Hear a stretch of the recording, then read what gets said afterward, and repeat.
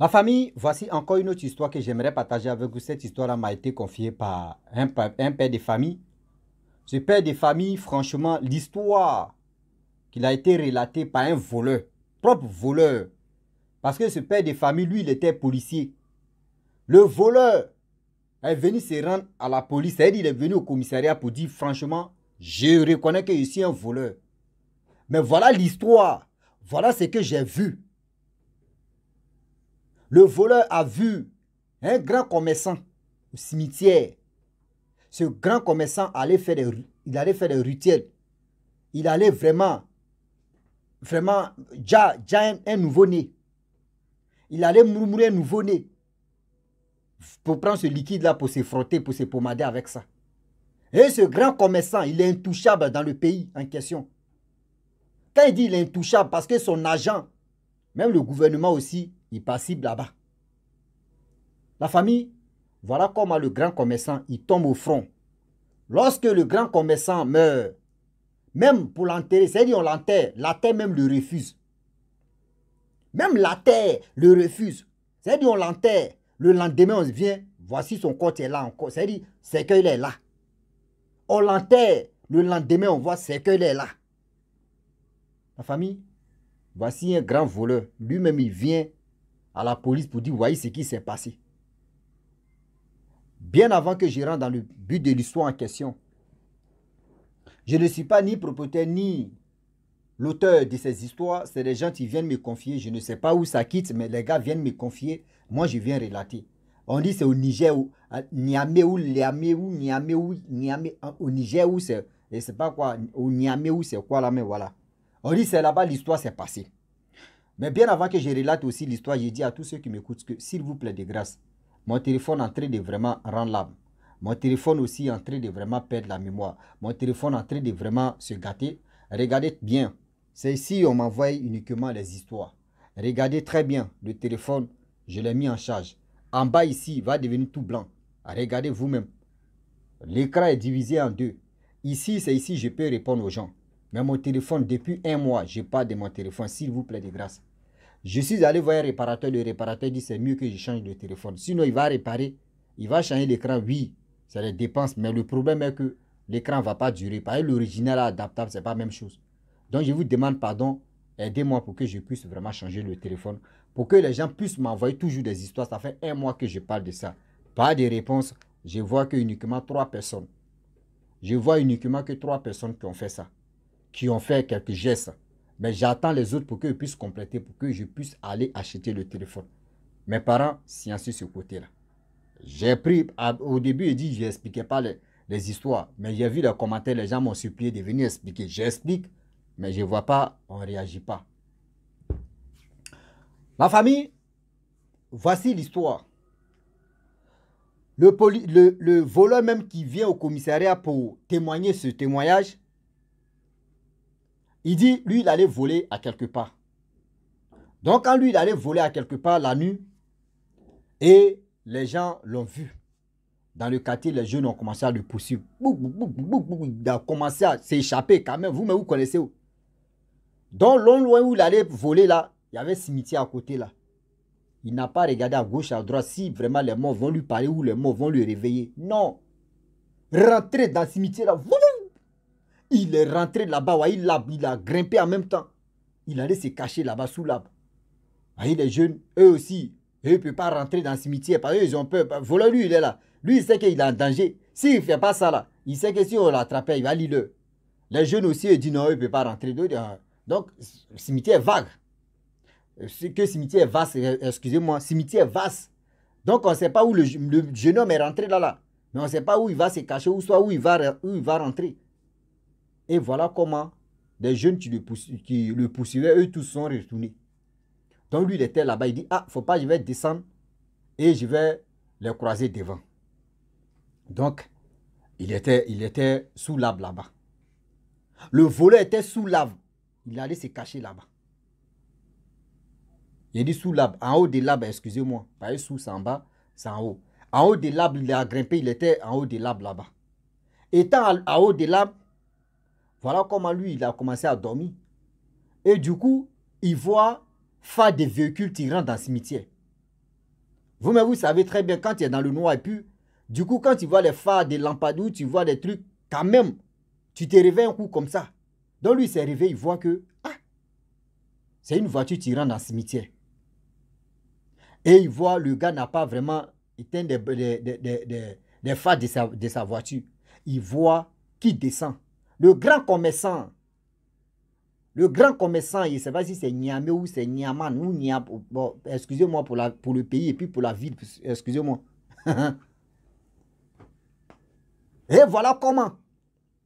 Et il voit le grand commerçant qui descend dans sa voiture avec un nouveau-né à main. Avec un nouveau-né à main. Il dit, mais c'est quoi ça là?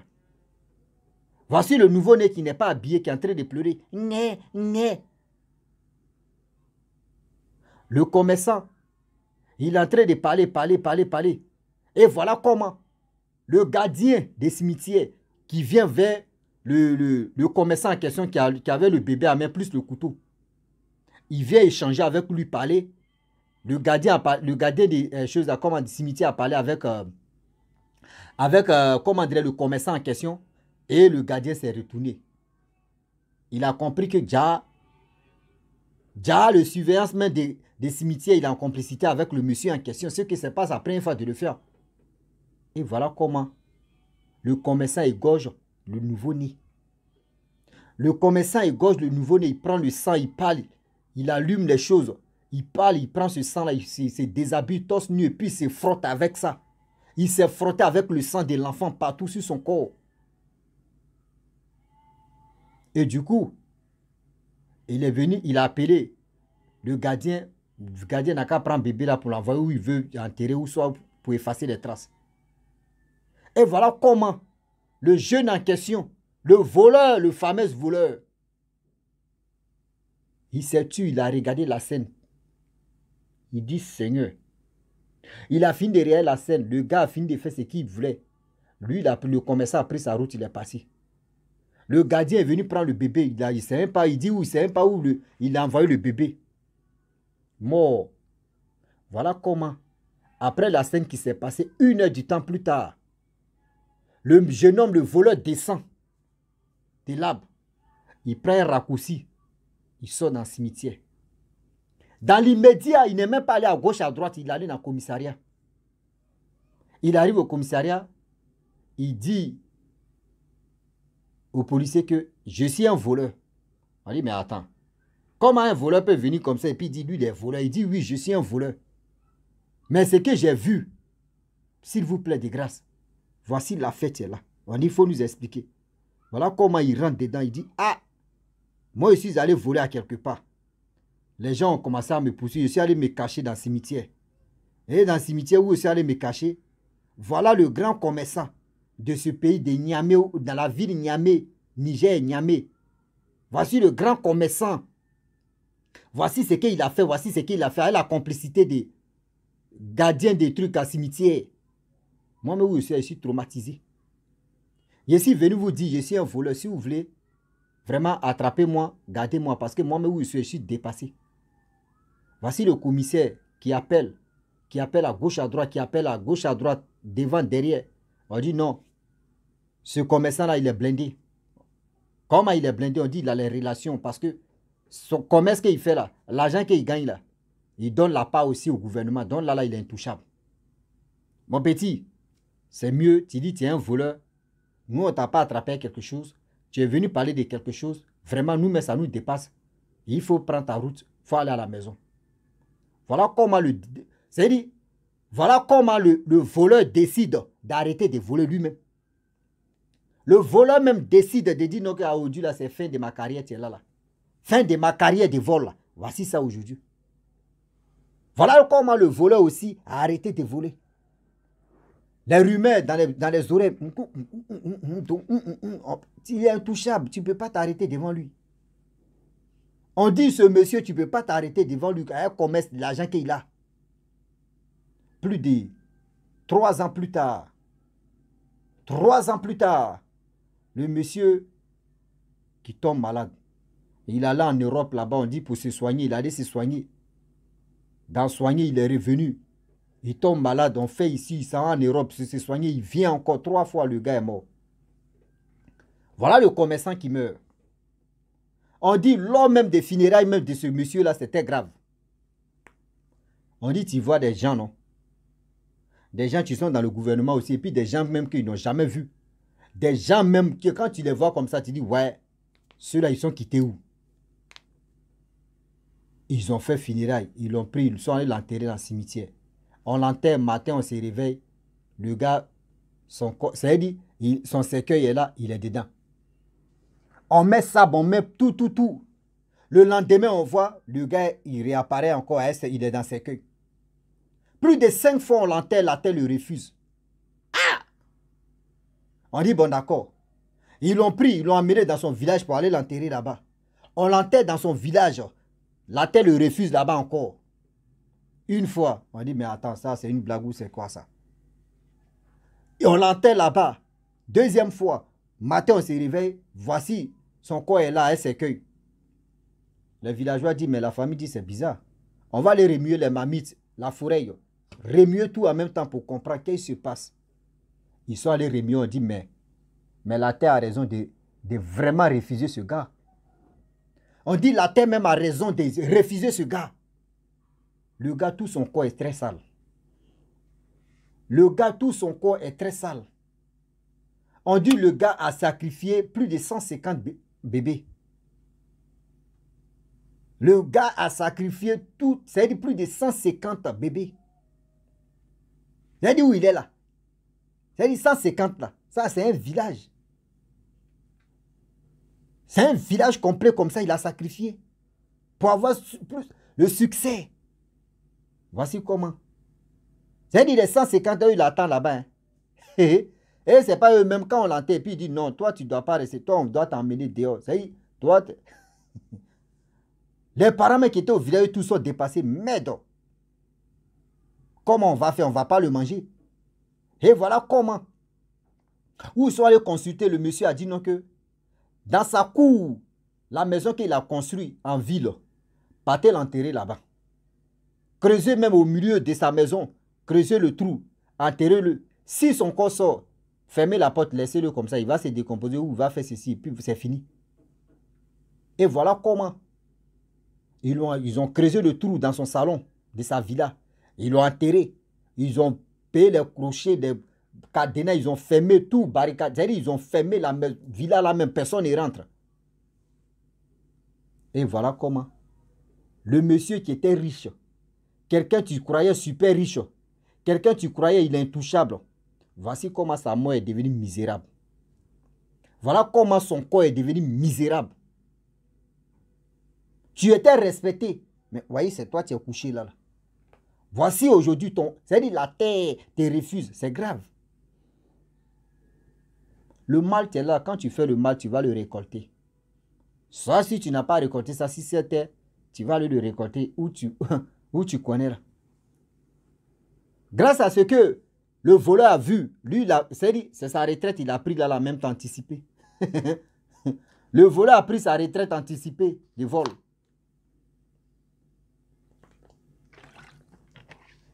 Oui.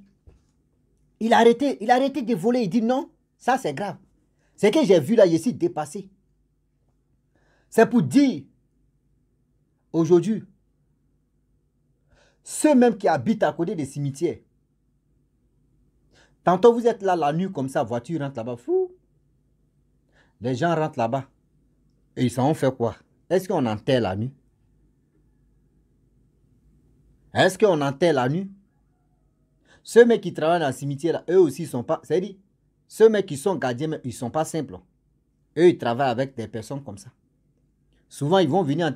Souvent, quelqu'un peut venir faire un rituel tout à l'heure et puis ils vont dire non, que bon, d'accord. Quelqu'un qu'ils ont enterré aujourd'hui. Ou quelqu'un qu'ils ont enterré pendant 2 jours. Ou quelqu'un qu'ils ont enterré pendant 1 semaine. Il faut le déterrer. Il faut aller, si ça tombe, tu vas faire des rituels, tu vas faire ceci. Mais celui qui surveille le surveillant des cimetières, là, il sait déjà qui ils ont enterré aujourd'hui. Par exemple, quand vous partez au cimetière, il y a Canet de 1900 et quelques. Canet est là. Maintenant, Canet, bon, on peut dire ordinateur maintenant est là. Les registres, tout est là. Donc, il regarde en même temps, il sait déjà c'est où ils ont enterré telle personne. Voyez, ceci, ils ont fait, ils connaissent déjà. Donc, ceux qui veulent faire les trucs, les sales besoins arrivent là-bas. Bon, on veut faire ceci. Il dit, bon, payez pour moi, on lui donne. C'est de là, là. Mais tu ne le connais pas, vous n'avez jamais travaillé. Il ne peut pas te dire, oui, lui, il fait ça. Mais quelqu'un qui a déjà travaillé avec lui, c'est par lui que tu dois passer pour le voir, pour rentrer en contact avec lui, pour tisser un lien. Toi aussi, si tu veux vraiment, quelqu'un veut passer par toi pour le voir, c'est comme ça, c'est comme chaîne alimentaire. Donc, ça veut dire, par quelqu'un d'autre, tu vois l'autre, l'autre aussi, tu vois l'autre, c'est comme ça. Mais vous qui travaillez, vous qui êtes les surveillances des cimetières, je vous dis, vous êtes les êtres humains. Vous êtes les êtres humains sur cette terre. Écoutez très bien, mon frère, tu encourages quelqu'un de faire le mal. Mais ce mal-là, quand tu encourages quelqu'un de faire le mal, tu penses que ce mal-là, c'est lui seul, tu vas prendre c'est lui, tu vas prendre engagement de ça, lui seul? Jamais. Tu lui as donné l'accès de le faire, donc vous êtes complices, c'est-à-dire vous êtes deux. Même si tu n'as pas trempé tes mains, mais devant Dieu, ta main aussi est impliquée dedans. Même si tu n'as pas touché la chose, mais devant Dieu, tu as donné l'accès, tu es impliqué. Pensez à ça. Pensez à ça. Aujourd'hui, on t'itara à l'hôpital, ta femme, ça va accoucher. On dit l'enfant a disparu. On dit l'enfant est mort. Oui, l'enfant va, ils vont l'enterrer ici. L'enfant a fait ceci. L'enfant a fait comme ça. L'enfant a fait ceci. Ceux mecs qui sont à l'hôpital aussi, faites attention. Vous qui prenez enfants des gens pour aller les vendre, pour avoir de l'argent, pour avoir des millions, vous ne savez pas où vous mettez vos pieds. Quand vous finissez de vendre, vous pensez que c'est fini parce que moi, je ne sais pas ce qu'il s'en faire. Mais devant Dieu, ta main aussi est dedans. Mais il s'en sacrifier l'enfant, dis-toi que toi aussi ton nom est dedans. Dis-toi que ton nom est dedans. Parce que si tu n'avais pas fait ça, il n'allait pas le faire. C'est pour cela souvent quand je vois des gens qui insultent nos soeurs, des vendeuses de piments, des ceci, elles sont comme ça. Oui, les femmes, elles sont bouclées. Les femmes, elles sont infidèles. Moi, je dis, c'est nous-mêmes les hommes, c'est nous, on envoie ce système-là. Et le pour et le quoi. Une femme qui vend son corps, si pendant une semaine, garçon ne passe pas là-bas, garçon la voit et puis on dit, quitte là. 1 mois, 2 mois, est-ce qu'elle va continuer à s'arrêter pour dire, je vends mon piment ou je vends mon corps? Non. Mais si nous, on vient vers eux, ça veut dire on les encourage. Ça veut dire on les encourage. Ça veut dire le péché là, nous tous aussi, on est impliqués dedans. Donc, s'il vous plaît de grâce, s'il vous plaît de grâce, attention, attention. Attention, attention. Soyons humbles devant Dieu. Soyons humbles devant Dieu. Toi, tu vas faire ceci, tu vas faire cela. Ceux qui sont là, tuer, sacrifier des gens, toi, tu donnes seulement. Mais un jour, est là, la famille, je vais m'arrêter là. Si tu es nouveau, tu es nouvelle sur ma vidéo, il faut t'abonner sur ma chaîne YouTube, ma page Facebook. N'oubliez pas de partager mes vidéos et aussi liker. Je vous dis à très bientôt. Ciao. Bisous. On ensemble.